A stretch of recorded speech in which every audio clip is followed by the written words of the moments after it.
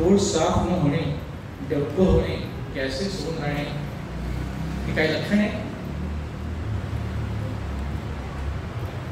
अतिशय महत्वाचं लक्षण आहे. माणसाचं पोट साफ नसेल ना, दुनिया साफ वाटत नाही. कोणतरी पिपळा चरण खा, लौकी खा, यांचे काहीतरी चालू असतं, प्रयोग काय काय करत असतं.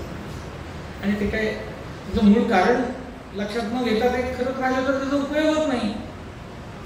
आणि विविध व्याधींना जन्म होतो. काय काय व्याधी निर्माण होतात? विषय पोट साफ नसल्यामुळे, अनेक लोकांना मोडाचे त्रास पोट साफ नसल्यामुळे, कंबर दुखी पोट साफ नसल्यामुळे, सायटिका वगैरे वगैरे वगैरे. असं पोट साफ होणे अत्यंत आवश्यक. काही ठराविक 40, 45, 48 अशा वयामध्ये संबंध आल्यावरती योनी मार्गामध्ये दुखणे किंवा ब्लिडिंग होणे हे लक्षण त्रासदायक असतं.